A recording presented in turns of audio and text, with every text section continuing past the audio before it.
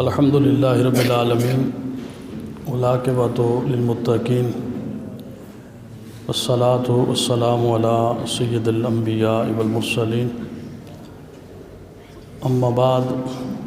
فاعوذ باللہ من الشیطان الرجیم بسم اللہ الرحمن الرحیم الا ان اولیاء اللہ لا خوف علیہم ولا هم یحزنون الذین آمنوا وکانوا یتقون صدق اللہ العظیم وبلغنا رسولہ النبی الکریم الامین قال اللہ تبارک و تعالی فی شان حبیبہ مخبرا و آمرا ان اللہ وملائکتہ یصلون علی النبی یا ایہا الذین آمنوا صلوا علیہ وسلموا تسلیما اللہم صلی علی سیدنا و مولانا محمد وعلی آل سیدنا و اصحاب سیدنا و مولانا محمد وبارک وسلم وصلی علیہ الصلاۃ والسلام علیکہ سیدی یا رسول اللہ وعلی آلک و اصحابک سیدی یا محبوب رب العالمین۔ قابل تعظیم حاضرین و سامعین، السلام علیکم ورحمۃ اللہ وبرکاتہ۔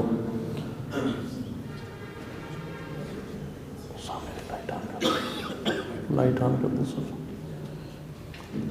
اللہ تبارک و تعالیٰ کے خصوصی فضل و کرم اور اس کی عطا کردہ توفیق سے ادائیگی نماز جمعہ کے لیے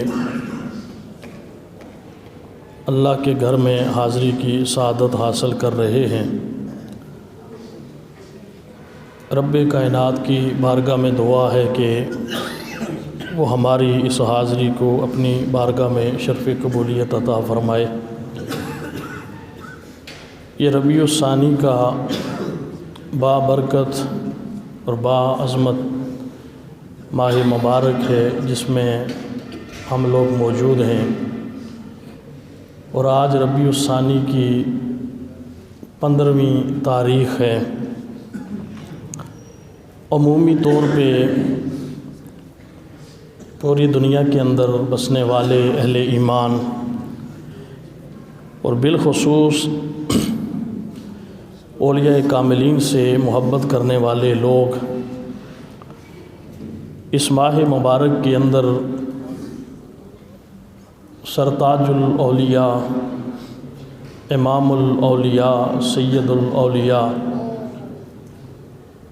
الشیخ سیدنا عبد القادر جیلانی الحسنی والحسینی رضی اللہ تعالی عنہ کی سیرت طیبہ کے حوالے سے مختلف پروگرامات کا انعقاد کرتے ہیں، اور جمعۃ المبارک کے خطبات میں بھی آپ کی سیرت طیبہ پر روشنی ڈالی جاتی ہے۔ رب کائنات نے تمام اولیاء کے اندر جو شان، جو وصف اور جو کمالات حضرت سیدنا شیخ عبد القادر جیلانی رضی اللہ تعالی عنہ کو عطا فرمائے ہیں، وہ تمام امتوں کے اور امت محمدی میں کسی شخص کو اتنے فضائل، اتنی کرامات اور اتنا بلند مقام اللہ نے عطا نہیں فرمایا جتنا سیدنا شیخ عبد القادر جیلانی کو عطا فرمایا ہے۔ سب سے پہلی بات تو یہ ہے کہ رب کائنات نے انسانیت کی ہدایت کے لیے کم و بیش 1.25 لاکھ انبیاء اور رسل مبعوث فرمائے ہیں، اور ہر نبی اور ہر رسول اللہ کی طرف سے ایک خاص پیغام لے کے، جس کا مرکزی نقطہ اور مرکزی جو موضوع تھا وہ توحید باری تعالیٰ تھی، وہ اللہ کی طرف سے لے کے انسانیت کی ہدایت کے لیے اس کرۂ ارضی پہ نازل ہوتے رہے۔ ایک زمانے کے اندر کئی اولیاء کرام کا وجود مبارک بھی موجود رہا، اور ایک امت کے اندر بیک وقت کئی انبیاء اور رسل بھی موجود ہوتے رہے۔ اس بات سے ہم یہ اندازہ لگا سکتے ہیں کہ اللہ تبارک و تعالی نے انسانی ہدایت کے لیے اپنی طرف سے جو انبیاء اور رسل کو ہدایت کے سرچشمے عطا فرما کے انسانیت کی طرف مبعوث فرمایا ہے۔ رب کائنات کو اپنی انسانیت سے کتنی محبت تھی کہ کوئی بھی ایسا شخص کائنات کے اندر موجود نہ رہے جس تک اللہ کی توحید کا پیغام نہ پہنچے، اور وہ شخص اللہ کے بھیجے ہوئے انبیاء پہ ایمان لا کے اس دین میں داخل ہو جائے، تاکہ کل میدان حشر کے اندر اس کو رسوائی کا سامنا کرنے سے بچانے کے لیے اس نبی کا کلمہ کافی ہو جائے۔ ہر دور کے اندر اللہ نے کوئی زمانہ خالی نہیں چھوڑا، کوئی امت خالی نہیں چھوڑی کہ جس کی طرف اللہ نے اپنی طرف سے انبیاء اور رسل کتابیں صحیفے عطا فرما کے نازل نہ فرمائے ہوں، مبعوث نہ فرمائے ہوں، لیکن آخر کار اس سلسلے نے بند ہونا تھا، اور ایک نہ ایک دن ایک ایسی شخصیت، ایک ایسی ہستی نے بھی اس کائنات کے اندر جلوہ فرما ہونا تھا کہ جس کے آنے کے بعد اب کسی اور نبی اور رسول کی ضرورت نہ رہے، جس کو اللہ ایسی کتاب عطا فرمائے کہ اس کی کتاب کے بعد اب کوئی اور کتاب باقی ضرورت نہ رہے، اور جس کو اللہ ایسی امت عطا فرمائے کہ جس امت کے بعد پھر قیامت تک کسی اور امت کو رب اس کائنات کے اندر پہچان نصیب نہ فرمائے۔ یہ اللہ کا ہم پہ کرم ہوا کہ اپنا آخری اور محبوب نبی امام الانبیاء، سید الانبیاء، خاتم الانبیاء احمد مجتبیٰ محمد مصطفیٰ صلی اللہ علیہ وسلم کو آخری نبی بنا کے اس کائنات کے اندر مبعوث فرمایا، اور اللہ کے محبوب کریم صلی اللہ علیہ وسلم نے تمام تر ذمہ داریوں کے ساتھ وہ پیغام جو اللہ نے آپ کو عطا فرمایا تھا جب امت تک پہنچایا۔ تو میں گزشتہ بھی عرض کر رہا تھا کہ رب کائنات نے پھر یہ پیغام نازل فرما دیا کہ الیوم اکملت لکم دینکم واتممت علیکم نعمتی،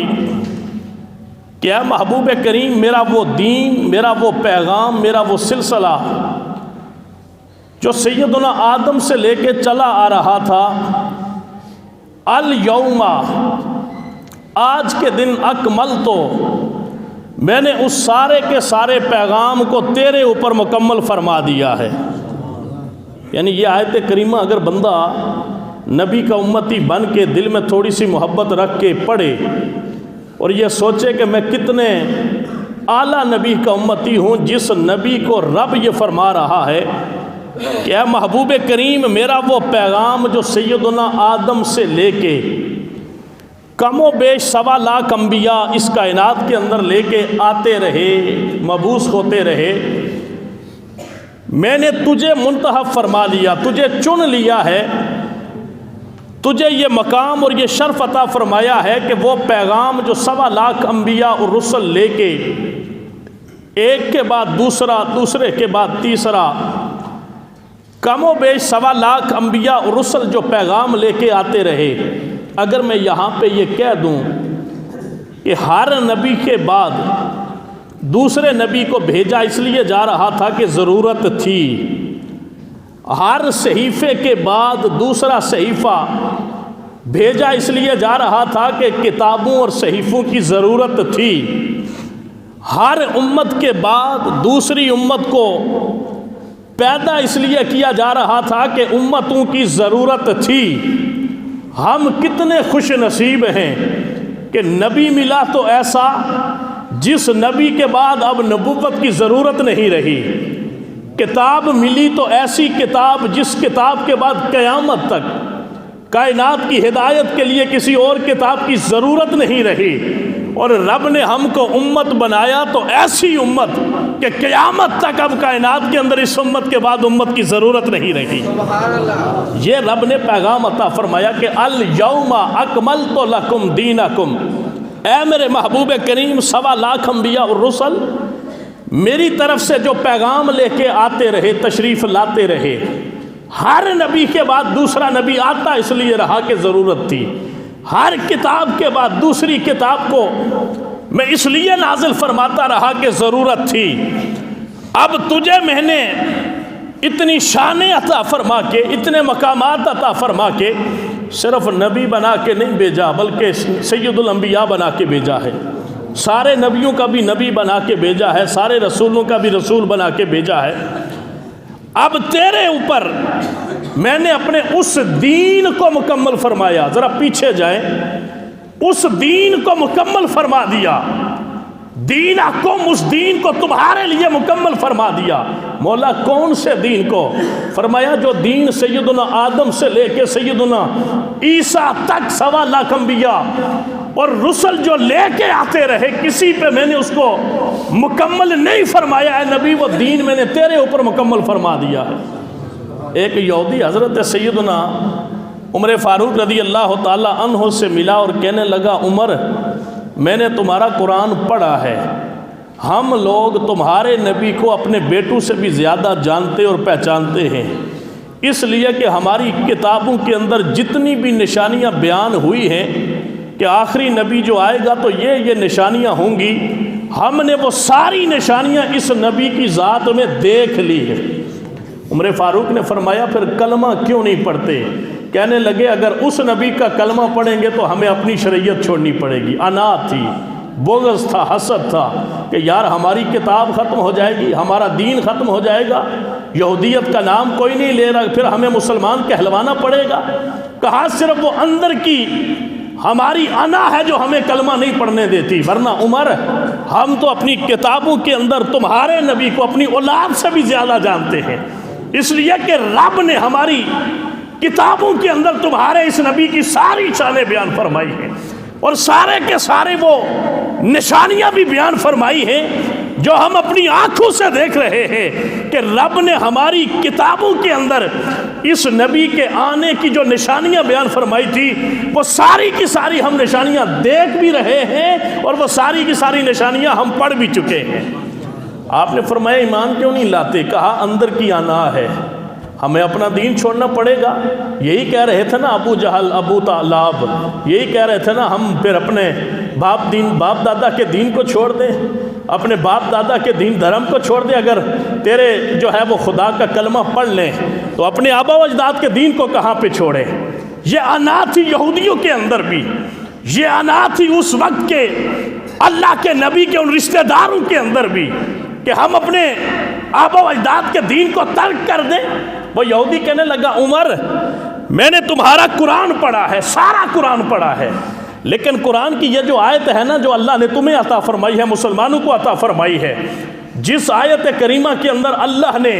تمہارے نبی کو یہ شان عطا فرمائی ہے کہ یہ آیت نازل فرمائی ہے کہ اے نبی الیوم اکملت لکم دینکم، میں نے تمہارے اوپر تمہارے دین کو مکمل فرما دیا۔ اے عمر، اگر رب ایسی آیت ہماری کتاب میں نازل کر دیتا، ہم اس دن کو روزے جشن مناتے اور خوشیاں مناتے کہ رب نے ہمیں یہ شان عطا فرمائی ہے۔ بات ہے صرف سمجھنے والی۔ وہ دین جو حضرت آدم سے لے کے عیسیٰ علیہ السلام تک 1.25 لاکھ انبیاء بڑی امانت داری سے، دیانت داری سے اللہ کی طرف سے لے کے امتوں کے اندر تشریف لاتے رہے، آج اپنا آخری نبی مقبوس فرما کے مالک کے کائنات نے اس دین کی تکمیل بھی فرما دی، اور تکمیل ہی نہیں بلکہ خاتمیت کا تاج اپنے نبی کے سر پہ سجا کے قرآن کے اندر اسے بیان فرما کے قیامت تک یہ واضح کر دیا کہ اس کتاب کے بعد اب کسی کتاب کی ضرورت نہیں، اس امت کے بعد اب کسی امت کی ضرورت نہیں، اس نبی کے بعد کسی نبی کی ضرورت نہیں۔ صحابہ کرام کے سامنے جب میرے آقا کریم نے یہ بیان فرمایا کہ انا خاتم النبیین لا نبی بعدی، کہ میں خاتم الانبیاء بن کے آیا، میرے بعد اب کوئی نبی نہیں ہوگا، ظاہری بات ہے کہ اگر کوئی شخص ایک کام کر رہا ہو، کام کی اہمیت بھی بہت زیادہ ہو، اچانک وہ اعلان کر دے کہ اب میرے بعد یہ کام ختم ہو جائے گا، تو سوال کرنے والا سوال تو کرتا ہے جناب بعد میں پھر کیا ہوگا۔ ایک عام شخص ہے جو نعوذ باللہ، یہ مثال مجھے دینی تو نہیں چاہیے لیکن چلے دینی مثال دے دیتے ہیں، ایک ادارہ چل رہا ہے، ایک عام آدمی کہتا ہے کہ یار اب میری یہاں پہ ضرورت نہیں رہی۔ آپ کہیں گے کہ یہ اتنا بڑا نظام چلے گا کیسے، اسے چلایا کیسے جائے گا؟ چونکہ رب کائنات نے ہر دور کے اندر کوئی زمانہ خالی نہیں چھوڑا،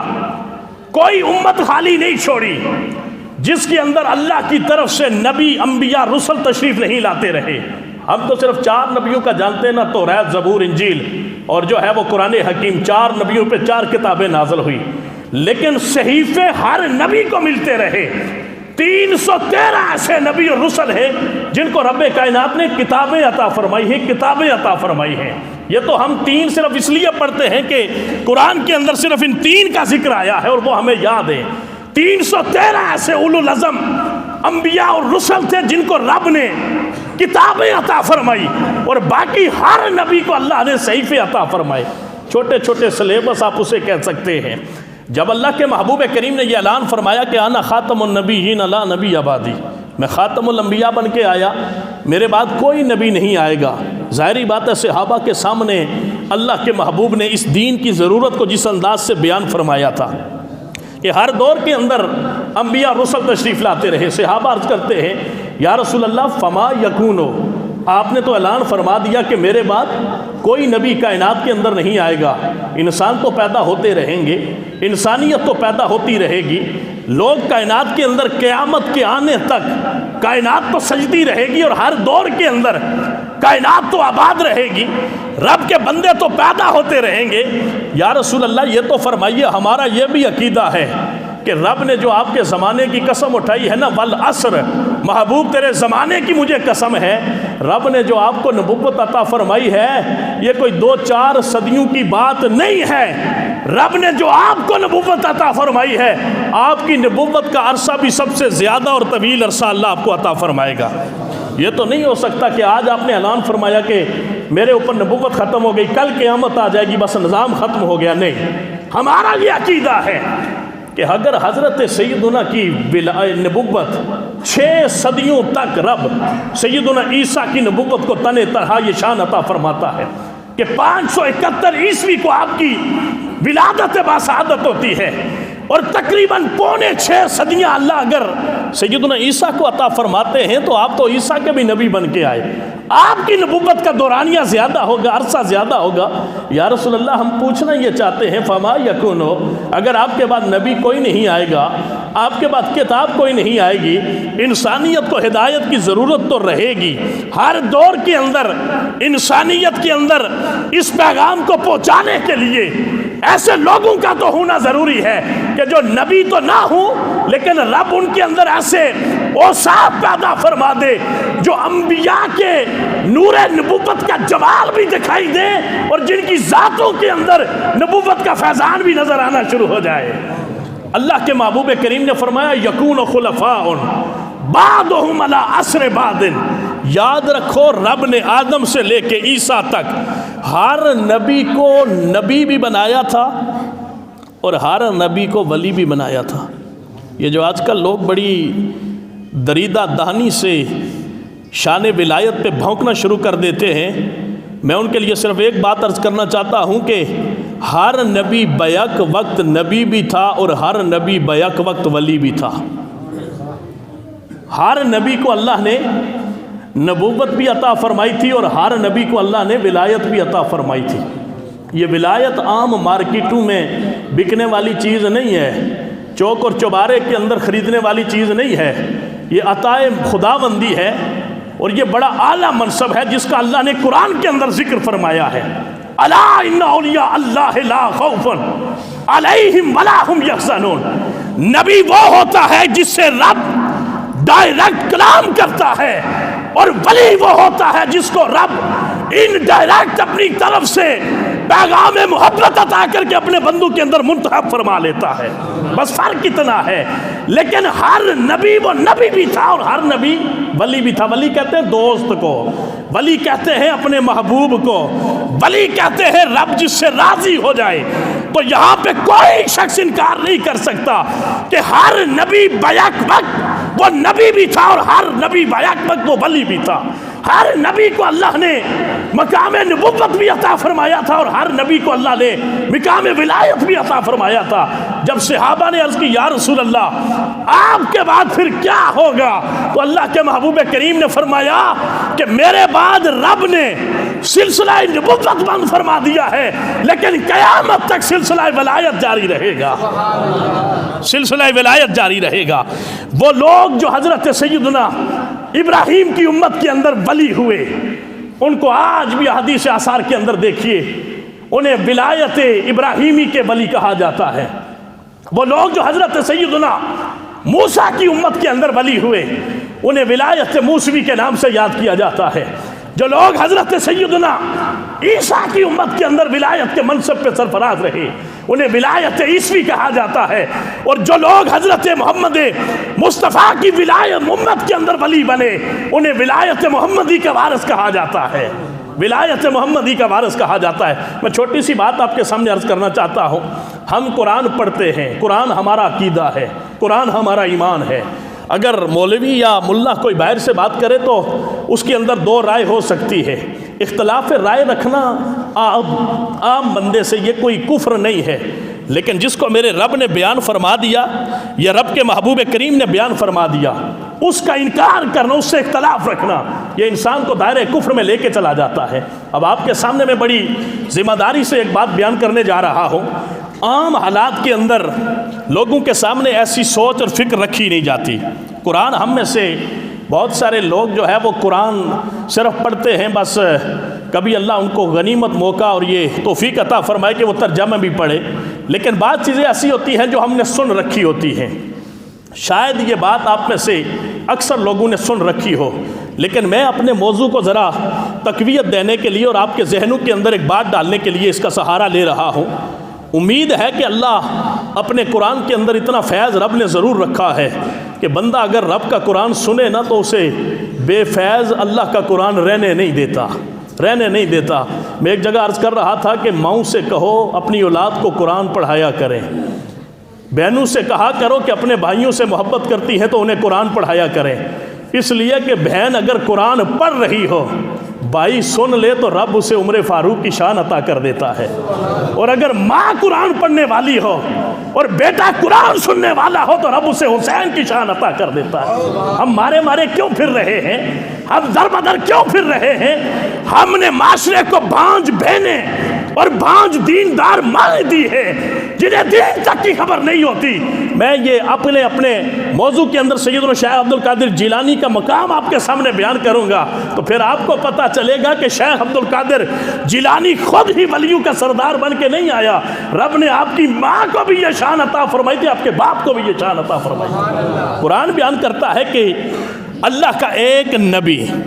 مجلس میں بیٹھا ہے، مجلس میں بیٹھے ہوئے لوگوں سے کہتا ہے کہ میں نے دعوت دی ہے ملک سبا کی ملکہ کو، جس کا جو ہے وہ میں نے اس کو یہاں پہ آنے کا دعوت نامہ بھیجا ہے، میں یہ چاہتا ہوں کہ وہ آئے یہاں پہ تو اس کو پتہ چلے کہ جس کی بارگاہ میں آئی ہوں یہ عام نہیں ہے، یہ اللہ کا نبی ہے، اور نبی وہ ہوتا ہے جس کی اعمال سے، جس کے کردار سے، جس کے افعال سے پتہ چل جاتا ہے کہ یہ تو وہ کام کرتا ہے جو انسانی عقل کے اندر آ نہیں سکتے۔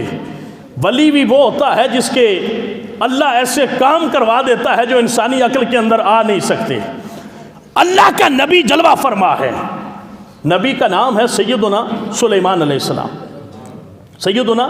سلیمان علیہ السلام۔ آپ نے یہ فرمایا کہ میں نے اس کو دعوت تو دی ہے لیکن میرا دل یہ کرتا ہے، یار دیکھیں نا، اختیارات دیکھیں، خواہش دیکھیں، تمنا دیکھیں اور دل کے اندر ارادہ دیکھیں۔ آپ نے فرمایا میرا دل یہ کرتا ہے کہ وہ ملک سبا جو کئی 100 میل کی مسافت پہ ملک واقع ہے، میرا دل یہ کرتا ہے کہ ملکہ کے یہاں پہنچنے سے پہلے اس کا تخت یہاں پہ ہو، تاکہ وہ آئے تو دیکھ کے کہے یار جس نے مجھے بلایا ہے یہ عام نہیں ہے، تاکہ اس کے دل و دماغ پہ دھاگ بیٹھ جائے، معجزہ ظاہر ہو جائے اور وہ میری نبوت کا انکار کرنے میں کوئی حیل و حجت سے کام نہ لے۔ آپ نے فرمایا کوئی شخص ہے جہاں پہ مجلس میں جو اس کا تخت وہاں سے اٹھا کے یہاں پہ لا کے رکھ دے۔ اب آپ مجھے خود بتائیں، جن لوگوں سے سیدنا سلیمان مطالبہ کر رہے ہیں وہ نبی تھے جو سامنے بیٹھے تھے؟ نبی تھے وہ؟ نہیں، وہ نبی نہیں تھے، وہ حضرت سیدنا سلیمان کے امتی تھے جو حضرت سلیمان کے سامنے بیٹھے تھے۔ مختصراً قال عفریت من الجن، جن اٹھ کے کھڑا ہوا ہے، کہتا حضور مجھے اجازت عطا فرمائے میں لے آتا ہوں۔ حضرت سیدنا سلیمان نے فرمایا کہ لائے گا تو صحیح، لیکن یہ بتا کہ وقت کتنا چاہیے، وقت کتنی دیر میں لائے گا؟ کہنے لگا انا آتی کا بہی قبل ان تقوم من مقامک، یہ قرآن میں ہے، میں تمہارے پاس وہ لے آؤں گا جتنی دیر آپ یہاں پہ بیٹھے ہیں، ابھی یہاں سے آپ اٹھیں گے نہیں، یہ مجلس برخاست نہیں ہوگی تو میں وہ تخت وہاں سے لا کے یہاں پہ رکھ دوں گا۔ اب یہ مرضی سلیمان کی تھی، وہ 1 منٹ میں اٹھتے، 1 سیکنڈ میں اٹھتے، 10 سیکنڈ میں اٹھتے۔ اس نے شرط لگا دی، کنڈیشن لگا دی، اس نے کہا حضور مجھے اجازت عطا فرمائے، آپ کے یہاں سے اٹھنے سے پہلے میں وہ تخت وہاں سے یہاں لا دوں گا۔ حضرت سیدنا سلیمان علیہ السلام نے فرمایا نہیں، وقت تھوڑا زیادہ ہے، کوئی اور ہے۔ قال الذی عندہ علم من الکتاب، ایک اور اٹھ کے کھڑا ہوا جس کو آصف بن برخیہ کہتے ہیں، سلیمان کا امتی تھا، نہ نبی تھا نہ رسول تھا، اٹھ کے کھڑا ہوا کہتا حضور مجھے اجازت عطا فرمائے۔ قال الذی عندہ علم من الکتاب، میں لاتا ہوں۔ سیدنا سلیمان نے پوچھا وقت کتنا چاہیے؟ کہا وقت کی بات کرتے ہو سب سے کم وقت بیان کر دیتا ہوں، قبل ان یرتد الیک طرفک، آنکھ پلکتی جھپکتی ہے، یہ آنکھ کے پپوٹے جھپکنے کے اندر، آپس میں ملنے کے اندر آپ کی آنکھ جھپکے گی، پپوٹے بعد میں ملیں گے، تخت وہاں سے پہلے لا کے رکھ دوں گا۔ سوال میرا صرف اتنا ہے کہ وہ نبی تو نہیں تھے، اور تھے بھی کون؟ قال الذی عندہ علم من الکتاب، وہ تھے جن کے بارے میں رب کا قرآن فرماتا ہے جس کے پاس کتاب کا علم تھا۔ کتاب کون سی تھی؟ حضرت داؤد پہ نازل ہونے والی زبور۔ امتی کس کا تھا؟ سیدنا سلیمان کا۔ عمل کیا کیا؟ آنکھ چپکنے سے پہلے 60 گز چوڑا، 60 گز لمبا، 40 گز چوڑا، کئی ٹن وزنی تخت وہاں سے اٹھا کے پلک کے جھپکنے سے پہلے حضرت سیدنا سلیمان کی بارگاہ میں لا کے رکھ دیتا ہے۔ میرے بھائی تو بتا دے کہ اگر حضرت سلیمان کی کتاب، زبور کا علم رکھنے والا، حضرت سلیمان کا کلمہ پڑھنے والا، حضرت زبور کا عالم اتنا بڑا رب سے مقام و مرتبہ عطا کر سکتا ہے تو جس کو کتاب مصطفیٰ ملی ہے، فیضان مصطفیٰ ملا ہے، امت محمدی کے اولیاء کو رب نے کیا شان عطا فرمائی ہوگی۔ اسی لیے حضرت سیدنا شیخ عبد القادر جیلانی فرماتے ہیں کہ لِكُلِّ وَلِيٍّ قَدَمٌ وَإِنِّي عَلَىٰ قَدَمِ النَّبِيِّ بَدْرِ الْکَمال، کہ لوگوں کوئی ولایت ابراہیمی لے کے آیا، کوئی ولایت موسوی لے کے آیا، کوئی ولایت عیسوی لے کے آیا، رب نے جس ولایت کا مجھے وارث بنایا ہے ولایت محمدی عطا فرمائی، اور ولایت کے اندر رب نے مجھے وہ مقام عطا فرمایا ہے جس طرح تمام نبیوں کے اندر آقا کریم کو رب رب نے شان عطا فرمائی ہے، اسی طرح تمام ولیوں کے اندر مجھے یہ مقام عطا فرمایا ہے۔ رب کائنات ہمیں یہ باتیں سمجھنے کی اور ان کے عمل پیرا ہونے کی اللہ توفیق عطا فرمائے۔ وہ حضرت امام غزالی رحمۃ اللہ تعالیٰ علیہ بڑی پیاری بات فرماتے ہیں، یہ بات بڑی غور سے سنیں اور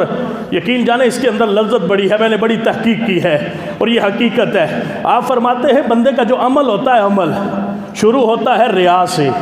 ریا دیکھیں نا بہت بڑا گناہ ہے، بہت گناہ کبیرہ، اور اس کو شرک کہا گیا، شرک، ریا کرنا۔ آپ فرماتے ہیں بندے کا عمل شروع ہوتا ہے ریا سے، پھر وہ بن جاتا ہے محبت، محبت کے بعد اللہ اس کو بنا دیتا ہے عبادت۔ چھوٹی سی مثال سمجھا دوں، ایک دنیا دار بندہ ہے، داڑھی اس نے رکھ لی، وہ سوچتا ہے یار امامہ شریف باندھ لوں ریاکاری کے لیے، ٹوپی پہن لوں ریاکاری کے لیے، لوگ دیکھیں گے کہیں گے جناب امامہ باندھا ہوا ہے، کوئی مولانا صاحب آ رہے اللہ، ریاکاری کے لیے عمل شروع کرتا ہے۔ لیکن وہی ریاکاری کا عمل بعد میں اس عمل سے اس کو محبت ہو جاتی ہے، نہیں یار یہ پہن کے جاتا ہوں، لوگ ادب احترام کرتے ہیں، یہ پہننا چاہیے، اس سے محبت ہو جاتی ہے۔ وہ فرماتے ہیں وہی ریاکاری سے شروع کیا ہوا عمل انسان کے دل میں محبت پیدا کر لیتا ہے، اور جب محبت پیدا ہو جاتی ہے تو وہی انسان کے لیے عمل عبادت بن جایا کرتا ہے، عبادت بن جایا کرتا ہے۔ اللہ کی بارگاہ میں دعا ہے کہ اللہ ہمیں وہ مقام عطا فرما دے جس مقام پہ اللہ پھر انسان کے عمل کو عبادت سمجھ کے قبول فرماتا ہے۔ وآخر دعوانا الحمدللہ رب العالمین۔